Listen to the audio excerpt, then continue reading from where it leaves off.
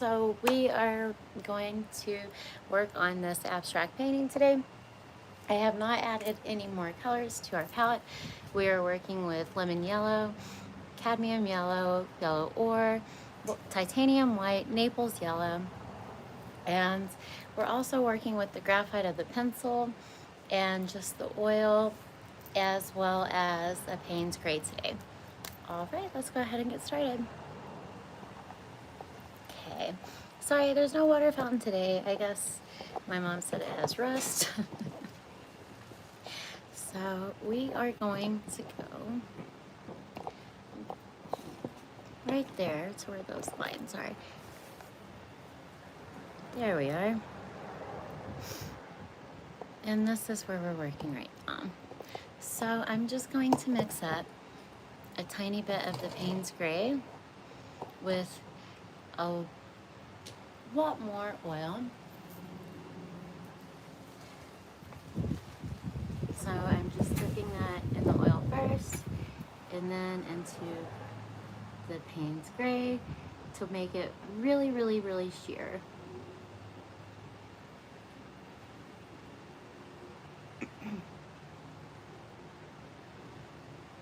And so I'm also using my small brush, which is a 0 flat. Let me just move this out of the way. Okay. All right, now body position is a pretty big deal here, so I'm gonna move my chair.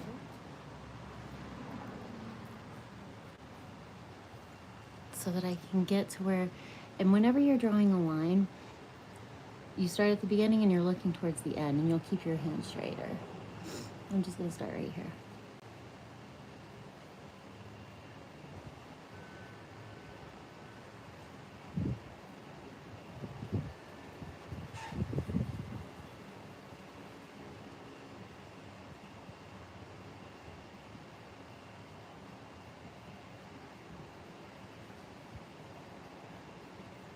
I'm getting right inside of that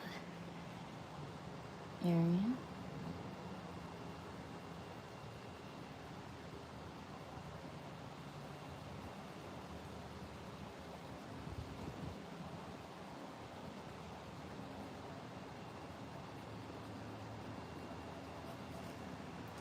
Now I'm gonna use my brush,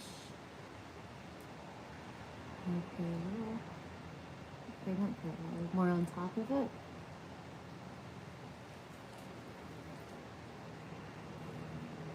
And by keeping my canvas flat, it's more of a watercolor type wrist position. And you can walk around your canvas. And I am at my mom's. I don't have an easel. There we are. So I don't always need one for this size. Hi, how's it going? Hi, Turtle. Our turtle's cute. Turtle's cute. That's cute. It is an abstract painting, and that I've made the canvas on, and it was inspired by my mom's garden. So usually what I do is I take the lines of something that I like. Oh, thanks. I take the lines of something that I like and just recreate it. And so, because you gotta find inspiration somewhere, right? And so know that you can just walk outside. Oh, thanks for the likes, you guys. And take a look around at some of the more hard lines and some of the soft lines. Like, I like to mix it up with having circles and curves, as well as having those harder angles, because it makes it look a little bit like stained glass, I feel. And that's kind of what we're going for, especially like up in this area. Yay, thank you. I'm excited to see that. Hi, Kendall. How's it going? So we're just gonna keep coloring this in. And because I make my own canvases, I can use quite a bit of oil on them. If you were to work on some of the canvases in the store, it would be a little bit different of a surface. This is more like a plastered surface. So you get a different effect, which I like because it gives a rawness to it. And it's a bit more like painting a wall. And so you can do some really cool things with it. There we go.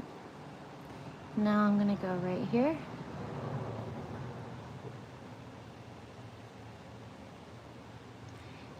The difference is, if you were painting a canvas that you bought in the store, you just wouldn't use quite as much oil at first.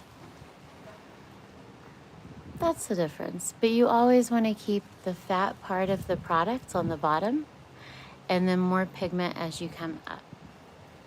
And that is also how you somewhat backlight things and make them look brighter. So I like that we have this triangle right in here, or this shape right here. Can you guys see that? So I'm actually gonna stop and skip and then color this. There we go. So a lot of times I'll just take my ruler and protractor and compass, and what I do is I start with, again, like the shape of the garden, where the plants are, or where the buildings are, or where a bridge is. It could even be a chair.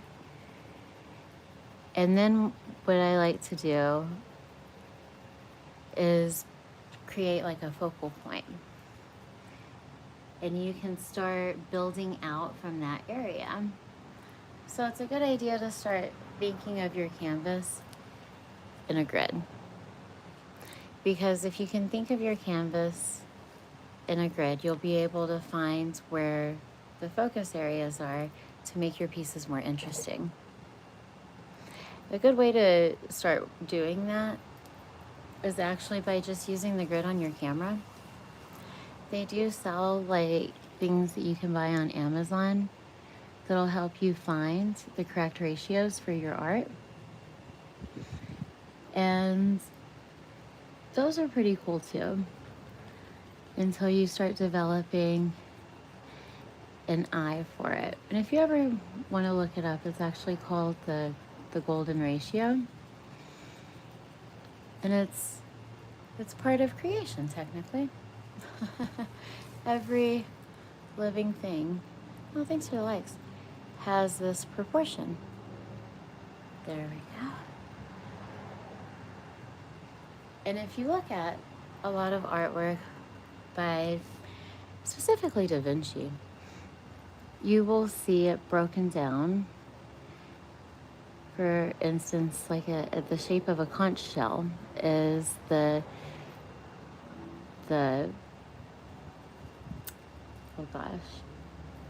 construction of the painting. The composition, I apologize, is the shape of a conch shell. And once you begin to see where you can place things to draw more interest by working with those tools, you don't really need them anymore. You'll be able to see it faster. There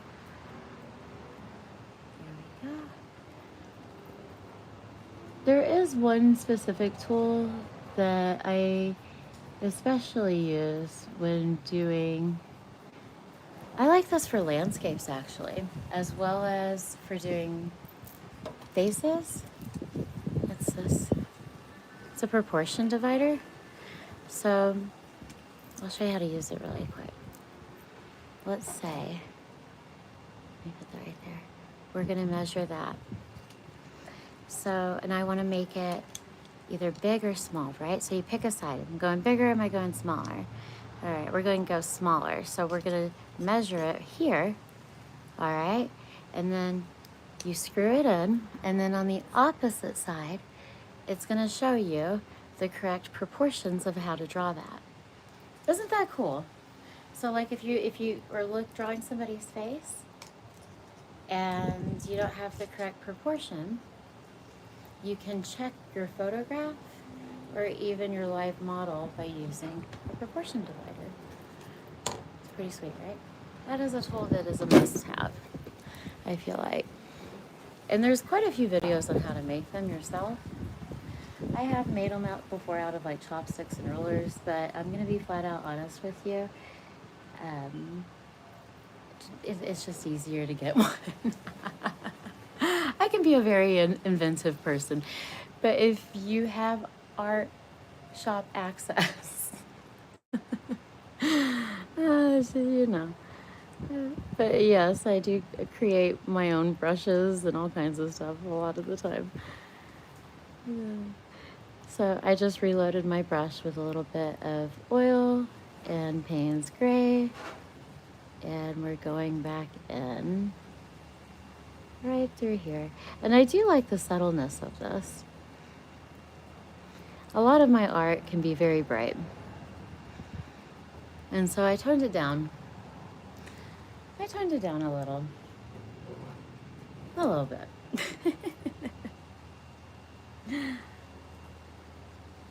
I'm feeling it. I'm in the desert right now, you know, usually in Florida, but, you know, we're in the desert in Midland, Texas, so it's hot out here.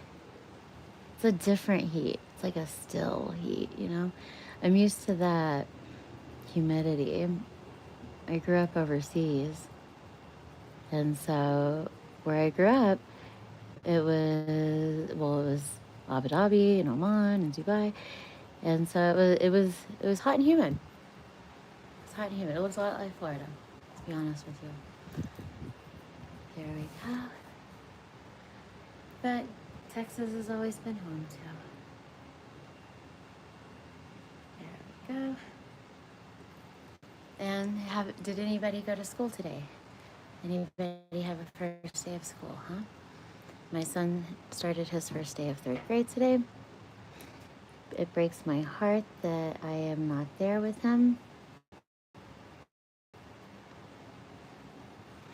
So, yeah.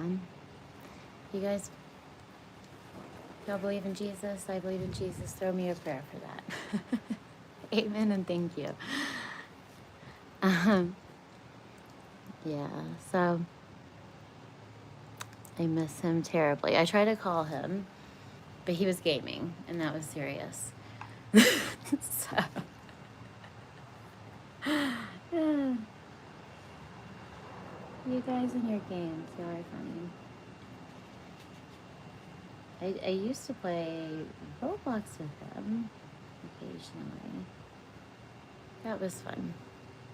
And Minecraft, actually. That was fun. I'm not gonna lie, I'm not very good, but I enjoyed it.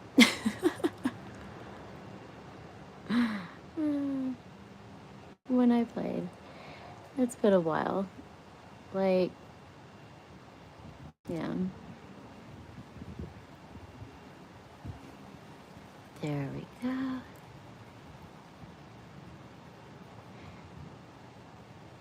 And I think it's because I'm not very, like, he wants me to already know how to play the game.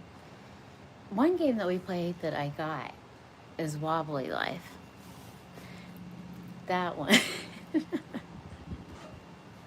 That's fun. I like that one. I don't get lost in that one. Here we go. Okay, let's get right in here.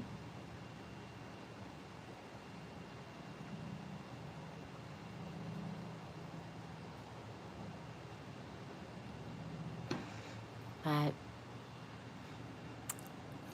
can't wait to see him again. And if you guys had a first day of school, I hope that it was wonderful. I hope you like your art teacher. Here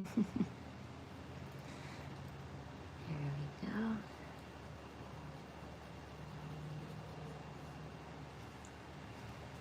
Okay, and I'm just continuing to reload my brush here.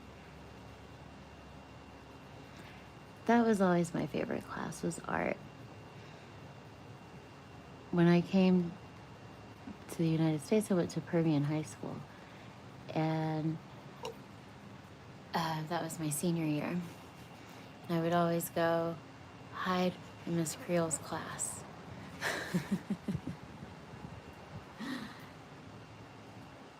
She was awesome. She was a very good art teacher. And as a matter of fact, we went to, she's the one that took me to the vase competition. If there's any fellow Tech Ed students out there, that's a great competition. There you go.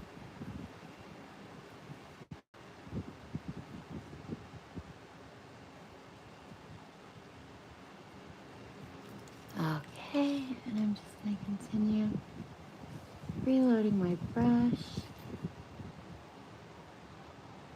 And I really like the contrast that's happening here. There we are.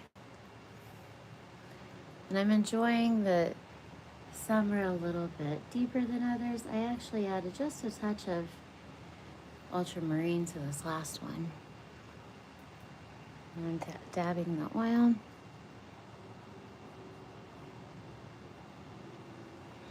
And the oil that I'm using is walnut oil that I actually refined in another life.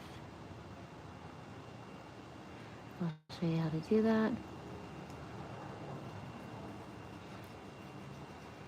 There we are. Oh, mosquito, sorry. I hate bugs, sorry. It's the only, I like butterflies though. Okay. Right there. And you know what? Let's add just a touch more of the ultramarine to this Payne's Gray and the oil as we load up that brush there, since we're getting quite close to that orange.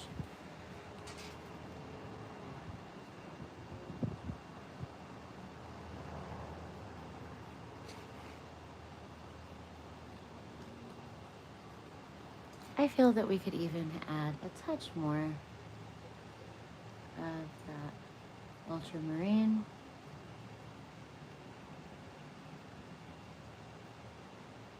There we go. Hold up just a second. Let me put some oil on. Okay.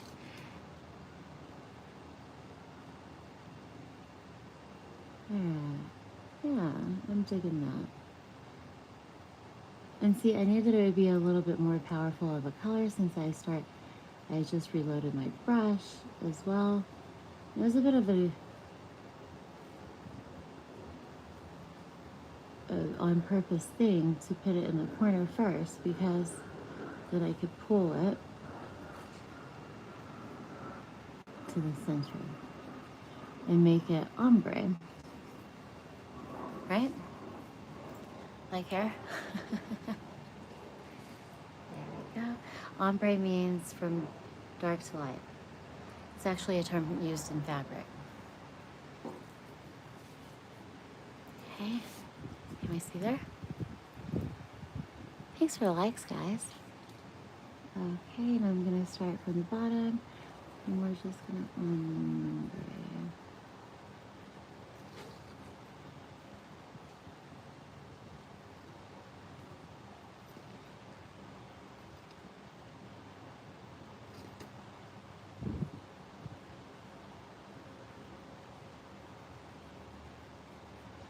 You know what's good about doing these lives too is that I get to chat with you guys on the daily again, as well as It makes me finish my paintings.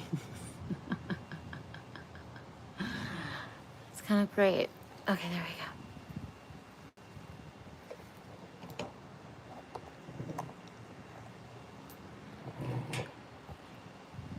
You know why? Because it takes me a relatively long time to paint on the usual. And so this gives me a bit more of a timely structure, if that makes any sense. And I get to talk to you guys, which I love. Here we go.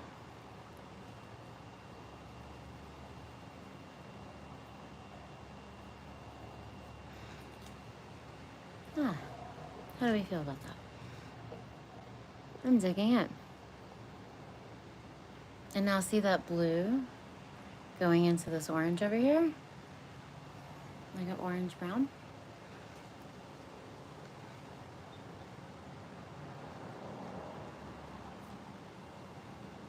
There we go. Oops, sorry.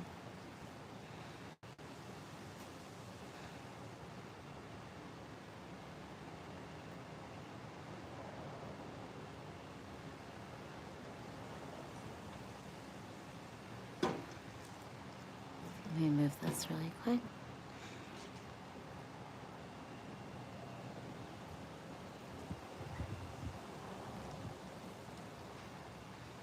There's that one.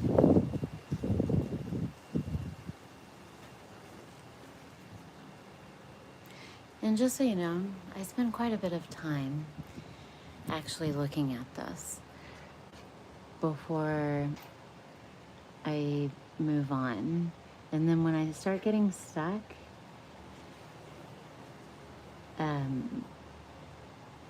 that's when I stop. And then I look at it for a while. Because most of your composition is done just by staring at your painting, in my opinion. And I guess to me that's how you avoid a lot of erasing, is by thoughtful planning.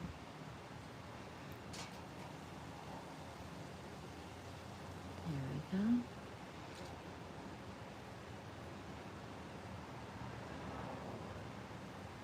And for geometric shapes, it's a good idea to draw it on prior to painting it.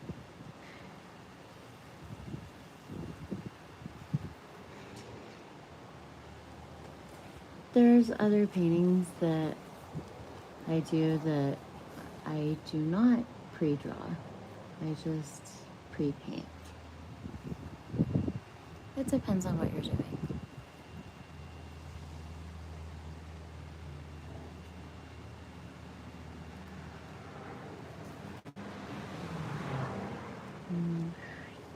But actually it's right here on this one. That's okay. I like it there.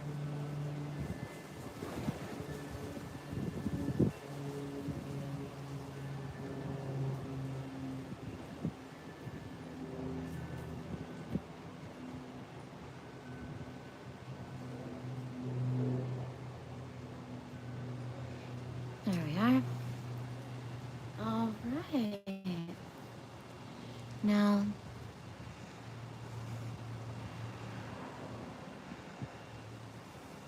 I think we'll continue this right here.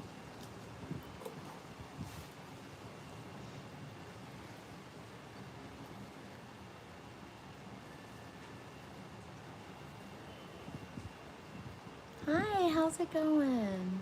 JS0587. Reminds me of that song a little, and how I said it.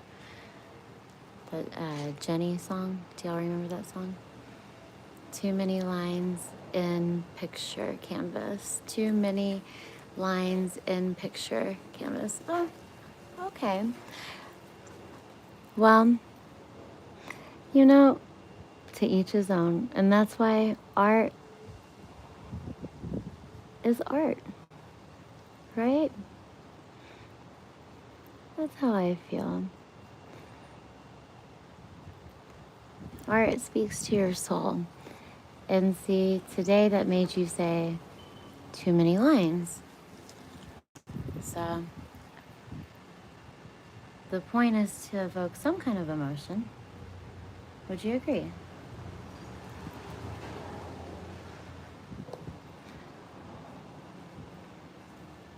There we go.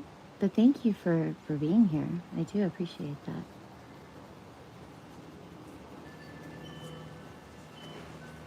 And thank you for commenting, because I want it to create comment, right? That's what art is. It has been for centuries. It's a conversation. There we are.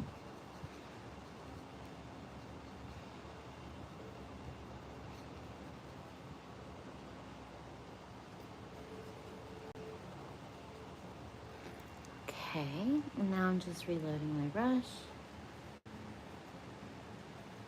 And I'm continuing adding some of that ultramarine right through here, because I believe having it go a little bit more into the gray and blue right through this area, just to separate, since that is up there. In JS, we have some circles as well, and we will paint those in a little bit. Is there any kind of art that you would like to see? Walks in the middle of the night, highly recommended. Okay. Is that a song? Kind of sounds like it.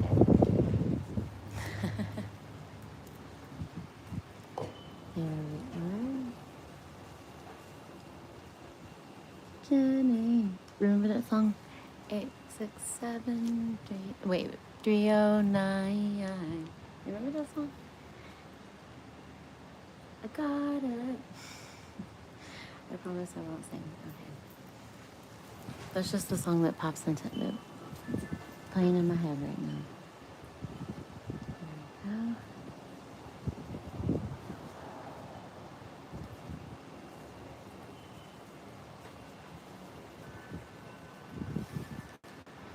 And now we're going to add a little bit more oil.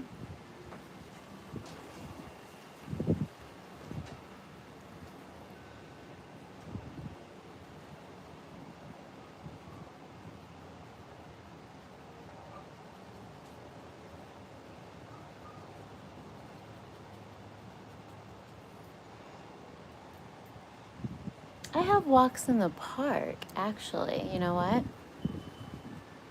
Thank you very much. Thank you very much. I appreciate it. In early mornings before sun comes up, I recommend. That would be beautiful. Thank you.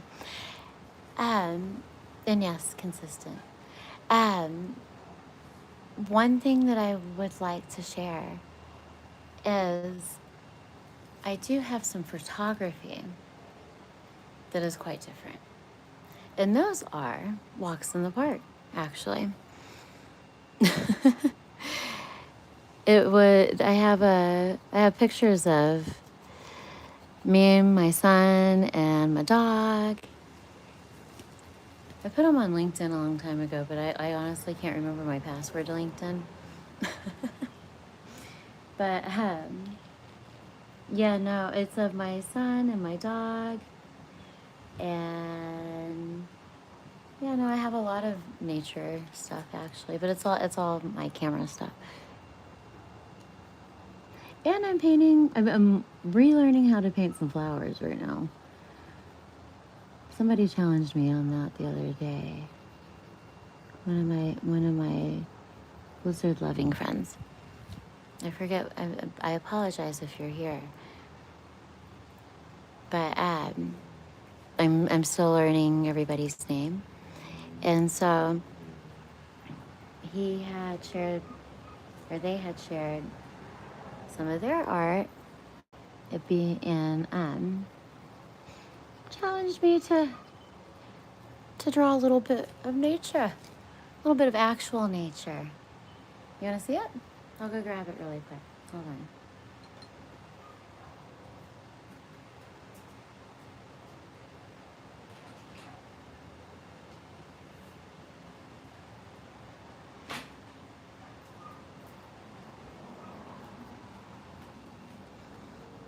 Hang on, coming in. Hi. Let me turn you up. What's going on? Okay. Now remember, photorealistic stuff isn't my thing. I'd probably be more like impressionist style, but I'm trying, okay? Ta-da! It's my mom's garden. No? What do you think? Huh? It's an experiment.